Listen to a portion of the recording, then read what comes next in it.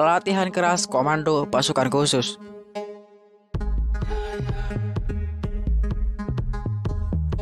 Halo sob, jumpa lagi di channel warna-warni.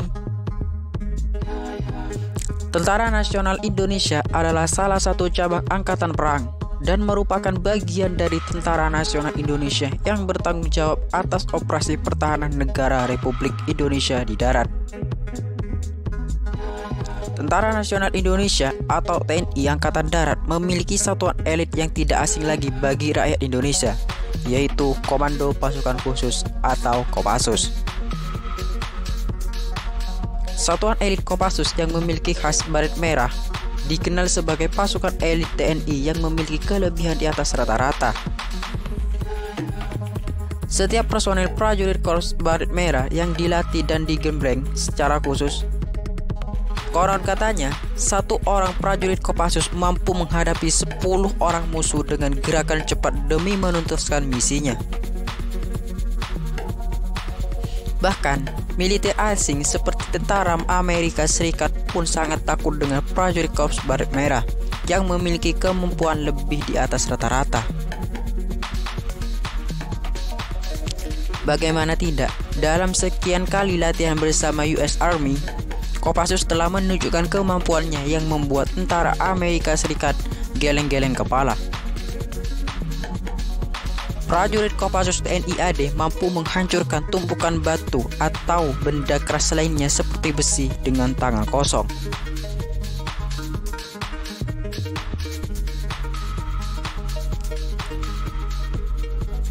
TNI sendiri hingga kini terbagi dalam 3 matra: Angkatan Darat, Angkatan Laut, dan Angkatan Udara. 3 matra itu sendiri mempunyai tugas dan fungsinya masing-masing. Sebagai garda terdepan negara Republik Indonesia, seorang anggota TNI memiliki keunggulan tersendiri baik dalam setiap sub atau kesatuan yang memikul tugas dan tanggung jawab lebih berat. Pasukan khusus dalam masing-masing matra ini dibentuk untuk dihadapkan pada kondisi dan keadaan tertentu. Satuan khusus ini merupakan satuan komando tempur yang memiliki oleh TNI Angkatan Darat. Komando pasukan khusus memiliki kemampuan khusus gerak cepat dalam setiap medan, menembak dengan cepat, mengintai, dan anti teror. Prajurit Kopassus dikenal dengan baret merahnya sehingga mendapatkan sebutan pasukan baret merah. Mutu yang dimilikinya adalah berani, benar, dan berhasil. Diketahui para prajurit Komando Pasukan Khusus atau Kopassus terkenal tangguh dan memiliki segudang kemampuan, mulai dari bergerak cepat, mengintai, hingga menembak. Para prajurit ini juga sering terjun dalam misi-misi yang berbahaya, membuat banyak orang bertanya-tanya seperti apa sih latihan para prajurit Kopassus.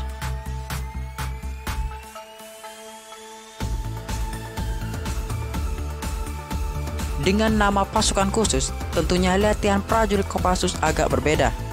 Dan memang latihan secara khusus ini beberapa bidang tertentu.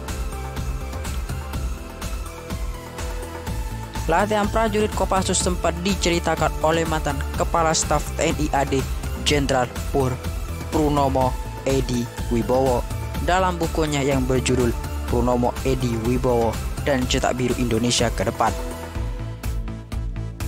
Dalam buku biografinya, beliau juga bertugas di Korps Baret Merah, menceritakan latihan berat prajurit Kopassus sudah menanti saat sampai di Cilacap.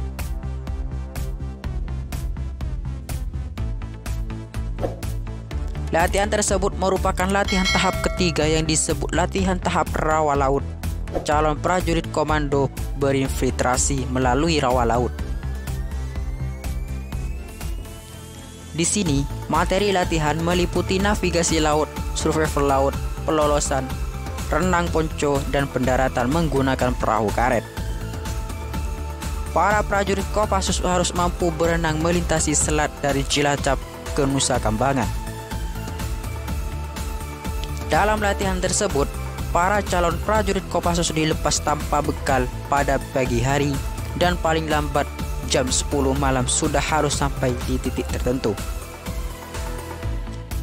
Selama pelolosan, calon prajurit Kopassus harus menghindari segala macam rintangan alam maupun tembakan dari musuh yang mengejar. Dalam pelolosan tersebut, kalau ada prajurit tertangkap, maka berarti itu merupakan neraka baginya karena dia akan diinterogasi seperti dalam perang. Latihan dalam unit Kopassus melibatkan berbagai gerakan, seperti menarik, mendorong, mengangkat, dan menekan. Beberapa bentuk gerakan yang sering dilakukan yaitu seperti misalnya push up, plank, squats, pull ups, squat jump, sit up, dan lainnya. Walaupun gerakan-gerakan tadi terkesan sederhana dan sudah mungkin bisa dilakukan sejak kita sekolah dasar, tetapi kita dilakukan secara terus-menerus secara giat. Olahraga ini bisa melatih kekuatan dan kemampuan aerobik pelakunya. Selain memastikan kekuatan dan kelincahan tubuh, anggota Kopassus juga harus menjaga kebugaran tubuh mereka dengan mengonsumsi makanan sehat dan terutama kaya protein. Bila suatu saat seorang prajurit komando diperlakukan tidak manusiawi oleh musuh yang melanggar konvensi Jenewa, mereka sudah siap menghadapinya. Beratnya persyaratan untuk menjadi prajurit Kopassus dapat dilihat dari standar calon untuk bisa mengikuti pelatihan. Nilai standar fisik untuk prajurit non-komando adalah 61. Namun harus mengikuti tes prajurit komando, nilainya minimal harus 70. Begitu juga kemampuan menembak dan berenang non-stop sejauh 2000 meter.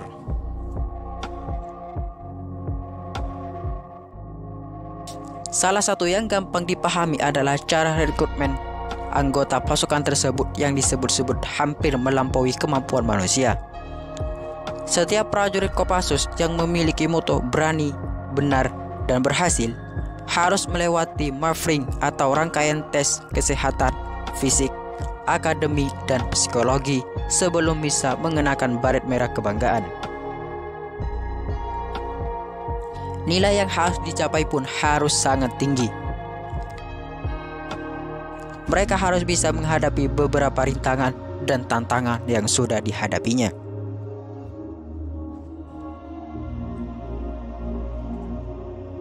Nah, itulah beberapa ulasan mengenai latihan keras komando pasukan khusus versi warna-warni.